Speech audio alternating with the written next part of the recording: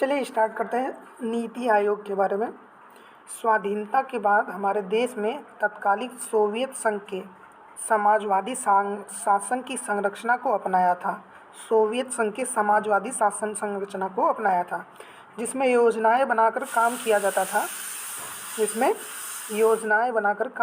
था। पंचवर्षीय तथा एक वर्षीय योजनाएं काफ़ी लंबे समय तक देश में चलती रहे। योजना आयोग के नीति योजन इकाई के रूप में दशकों तक योजनाएं बनाने के काम को अंजाम दिया।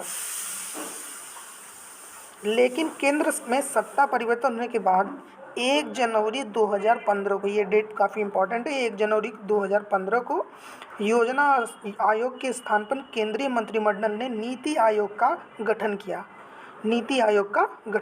1 जनवरी 2015 को। इसमें सहकारी संघवाद की भावना को केंद्र में रखते हुए अधिकतम शासन, न्यूनतम सरकार के दृष्टिकोण की परिकल्पना को स्थान दिया गया।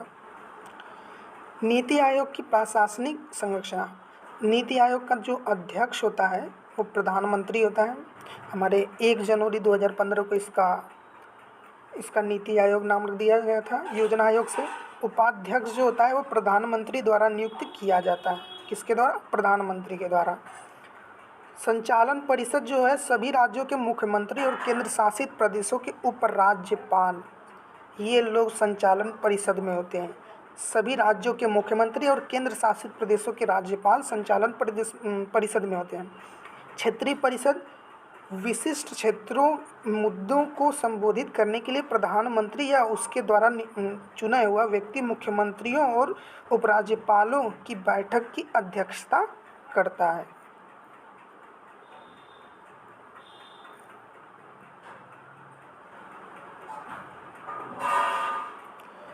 तदर्थ सदस्यता अनुग्रहणी अनुसंधान संस्थानों के बारी बारी 2 पदेन सदस्य होते हैं।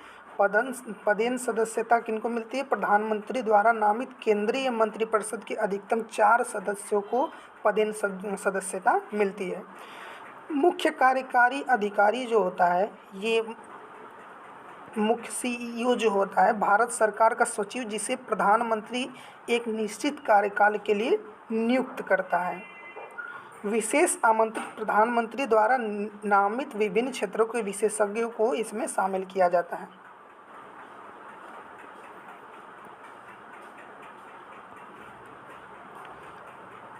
नीति आयोग के 2 प्रमुख हब, टीम इंडिया हब राज्यों और केंद्र के बीच में इंटरफेस का काम करती है। टीम इंडिया हब ज्ञान और न्योमेस, knowledge and innovation hub NITI Aayog के थिंक टैंक की भांति कार्य करता है।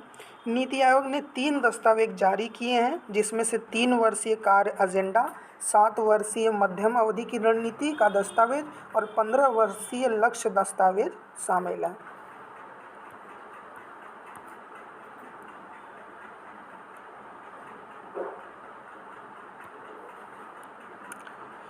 अब चलिए बात करते हैं नीति आयोग के उद्देश्य के बारे में। यह मानते हुए कि मजबूत राज्य ही एक मजबूत राष्ट्र बनाते हैं, संघीय सहभागिता की भावना को बढ़ाने के लिए राज्यों को निरंतर संरचित समर्थन तंत्र के माध्यम से सहयोग प्रदान करना होता है। इसका नीति आयोग का काम ग्रामीण स्तर पर विश्वसनीय योजना बनाने के लिए तंत्र विकसित करना और सरकारों के उच्च स्तरों तक इसे उत्तरोत्तर विकसित करना ही नीति आयोग का उद्देश्य है। तीसरा पॉइंट है राष्ट्रीय सुरक्षा के हितों में आर्थिक रणनीति और नीतियां शामिल करना नीति आयोग का कार्य है। समाज के उन वर्गों पर विशेष ध्यान देना जो आर्थिक प्रगति से पर्याप्त रूप से लाभान्वित नहीं हुए हैं, यह नीति आयोग का कार्य है। राष्ट्रीय और अंतर्राष्ट्रीय विशेषज्ञों, चिकित्सकों तथा अन्य भागीदारियों के सहयोग से ज्ञान, नवाचार और उद्यमशीलता की सहायता प्रणाली बनाना नीति आयोग का काम है। विकास एजेंडे में कार्यान्वयन में तेजी लाने के लिए अंतर क्षेत्रीय और अंतर विभागीय मुद्दों में समाधान हेतु मंच प्रदान करना भी नीति आयोग का ही कार्य है। राज्यों को कला संसाधन केंद्र के रूप में स्थापित करना, शासन पर शोध का केंद्र बनने एवं न्याय संगत विकास में सर्वोत्तम तरीके से अपनाने तथा विभिन्न हित कार्यों को उनको पहुंचाने का कार्य नीति आयोग का कार्य है।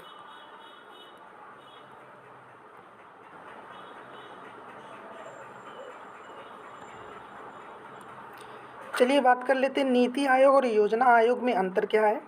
नीति आयोग जो है वह एक सलाहकार थिंक टैंक के रूप में कार्य करता है और योजना आयोग इसने एक संवैधानिक निकाय के रूप में कार्य किया जबकि ऐसा दर्जा इसे नहीं मिला था। ये रसिया से लिया गया था। यह सदस्यों की व्यापक विशेषता पर बल देता है, यह सीमित विशेषता पर निर्भर रहता है। योजना आयोग नीति आयोग यह सहकारी संघवाद की भावना पर कार्य करता है क्योंकि राज्यों की समान भागीदारी सुनिश्चित करता है, इसीलिए उसमें मुख्यमंत्री और राज्यपालों को निर्णय लाया जाता है। योजना आयोग इसके आर्थिक योजना बैठकों में राज्यों की भागीदारी बहुत कम रहती है। नीति आयोग जो होता है उसको प्रधानमंत्री द्वारा नियुक्त सचिव सीईओ के रूप में जाना जाता है। सचिवों के समान प्रक्रिया के माध्यम से नियुक्त किया जाता है इसमें योजना आयोग में।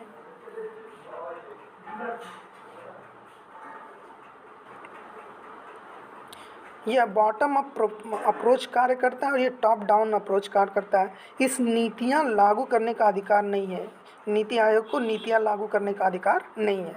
ये योजना आयोग जो है वो राज्यों के लिए नीतियाँ बनाता था और स्वीकृत परियोजनाओं के लिए धन आवंटित भी करता था।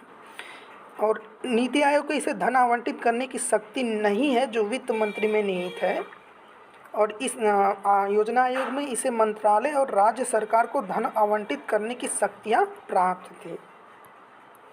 कार्य क्या है कि परंपरागत नौकरशाही के स्थान पर विशेषज्ञता और प्रदर्शन के आधार पर जिम्मेदारी तय करना। आपकी विशेषता और आपके प्रदर्शन के हिसाब से आपकी जिम्मेदारियां दी जाएंगी। नीति आयोग समय के साथ परिवर्तन के एक एजेंट के रूप में उभर सकता है और सार्वजनिक सेवाओं को बेहतर डिलीवरी करने तथा उसमें सुधार एजेंडे में योगदान देता है। नीति आयोग देश में कुशल, पारदर्शी, नवीन और जवाबदेह शासन प्रणाली का प्रतिनिधि बनने की क्षमता है। योजना आयोग की तुलना में नीति आयोग का सर्वाधिक विश्वसनीय बनाने के लिए इसे बजटीय प्रवक्ता में स्वतंत्रता होनी चाहिए और यह योजना तथा गैर योजना के रूप में नहीं बल्कि राजस्व और पूंजी की तरह कार्य करता है। नीति आयोग के पहले अध्यक्ष अरविंद पनगिड़िया थे तथा वर्तमान में राजीव कुमार इसके उपाध्यक्ष हैं और अमित कांत सीईओ हैं जिनको प्रधानमंत्री द्वारा पीएम द्वारा चुना जाता है।